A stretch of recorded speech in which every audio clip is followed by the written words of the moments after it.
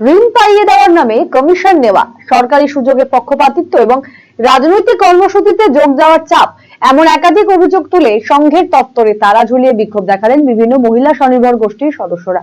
সোমবার তুফানগঞ্জ 2 নম্বর ব্লকের মহিষকুচি 1 নম্বর গ্রাম পঞ্চায়েত এলাকায় ঘটনাকে কেন্দ্র করে ব্যাপক চাঞ্চল্য ছড়ায়। অভিযোগ, ওই এলাকায় প্রায় 300-রও বেশি মহিলা স্বনির্ভর গোষ্ঠীকে নিয়ে গঠিত মহিলা উন্নয়ন সংঘের কিছু সদস্য দীর্ঘদিন ধরে অনিয়মের সঙ্গে কাজ চালাচ্ছেন।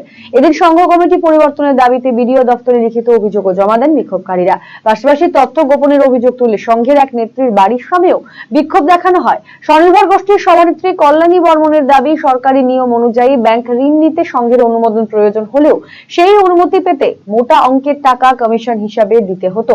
পাশাপাশি তৃণমূল কংগ্রেসের মিটিং মিছিলে যোগ দেওয়ার জন্য চাপ সৃষ্টি করা হতো বলে অভিযোগ তাঁর।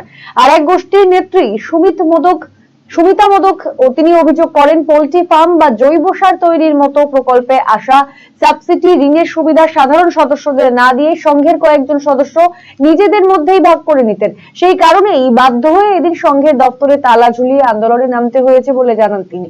যদিও সমস্ত অভিযোগ অস্বীকার করেছেন মহিলা উন্নয়ন সংঘের সম্পাদক মিতালি বর্মন। তার দাবি, কাউকে রাজনৈতিক কর্মসূচিতে যোগ দিতে বাধ্য করা হয়নি এবং ঋণ পাইয়ে দেওয়ার নামে টাকা তোলার অভিযোগও সম্পূর্ণ ভিত্তিহীন। অন্যদিকে সংঘের নেত্রী মঞ্জুরি সরকার মণ্ডলকে ফোন করা হলেও তার সঙ্গে যোগাযোগ করা সম্ভব হয়নি।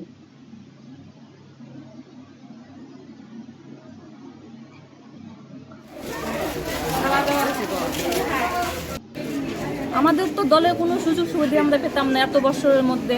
শুধু মিটিংয়ে নিয়ে যাওয়া হতো, জোর করে মিটিং হলে ডাকা হতো মিটিংয়ে যাওয়ার জন্য। আর দলে অনেক কিছুই আসতো, আমরা খবর পেতাম, কিন্তু আমরা দলে গিয়ে এসে বলতাম যে দলে তো আমরা কোনো কিছুই পাচ্ছি না। বলে ওই কোথায় আসে না তো।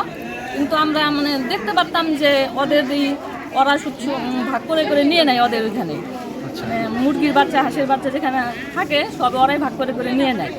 লোন করতে কি কিছু দিতে হতো? হ্যাঁ, টাকা নিত, 1000 টাকা করে নিত নতুন লোনে। হ্যাঁ, আর খাতা লেখার জন্য খাতা লিখতে হবে তার জন্য টাকা, দলে খাতা লিখতে হবে তার জন্য টাকা দিতে হয়। কত বছর ধরে চলছে এই সমস্যা? এর তো 15 বছর হয়েই গেল একভাবে। তৃণমূল চলাকালীন এইভাবেই চলছে। আচ্ছা, এখন এই কি দাবি রাখছেন এখন? ওদের চেঞ্জ করে, আগের যে কমিটি ছিল ওদের চেঞ্জ করা হোক। আচ্ছা, আমরা এটাই দাবি করার জন্য এখানে আসি সবসময়। প্রয়োজনে কি বিডিওর কাছে অভিযোগ জানাবেন? হ্যাঁ, জানাবো। আপনার নাম এবং দলের নাম? দিদি ভাই স্বনির্ভর দল।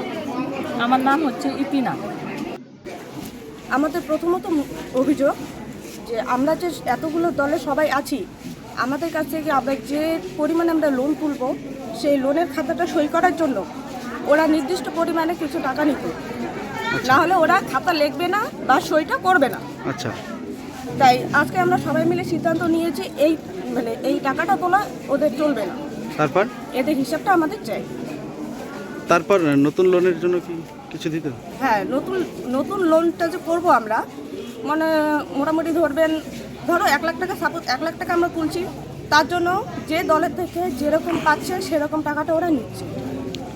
এই যে এরা লুটটা করছে, এই লুটের টাকাটা আমাদের ইউনিফর্মের বিষয়ে এটা আমাদের সমস্ত স্বনির্ভর দলের লোকের এটা পাওনা।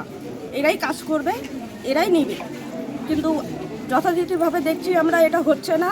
ওদের কিছু চেনা মুখ তারাই এই কাজটা করছে, দালাল হিসেবে কাজটা করছে। আচ্ছা, এখন কি দাবি রাখছেন আপনারা? আমরা দাবি রাখছি এই দলের সমস্ত খাতাপত্র আমরা এখানে থাকবে, নতুন খাতা নিয়ে ওরা যাতে কোনো দুর্নীতি না করতে পারে বা প্রমাণ করতে না পারে যে ওরা হিসাব ঠিক আছে, এই হিসাবটা আমরা দাবি রাখছি।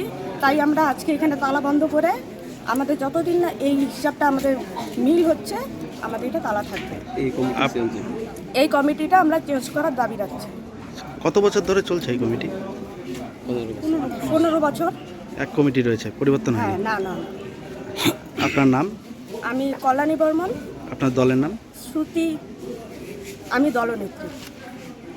আর বলি, মহিষকুচি 1 আমাদের যারা আসছে, বৌদিরা আসছে, দিদিরা আসছে, মায়েরা আসছে, এদের সবারই অভিযোগ, সমস্ত স্বনির্ভর দলের মহিলাদের অভিযোগ, মায়েদের অভিযোগ, এদের অন্ধকারে রেখে এক নায়কতন্ত্র মহিষকুচি 1-এর কিছু লোক দলনেত্রী সহ এদের নেতৃত্বে একতরফা কাজ হচ্ছে। বিশেষ করে যখন নতুন দল করে তখনও টাকা দিতে হয়, যখন লোন করতে যায় তখনও টাকা দিতে হয়, মোটা টাকা গুনতে হয়।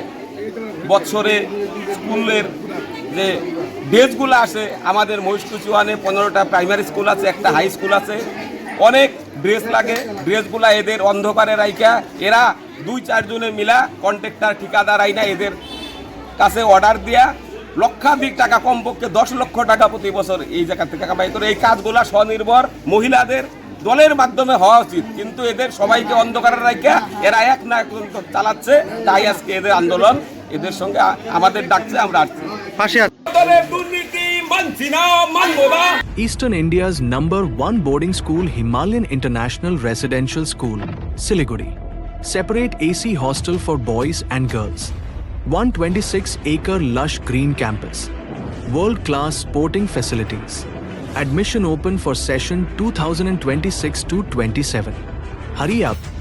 Limited seats.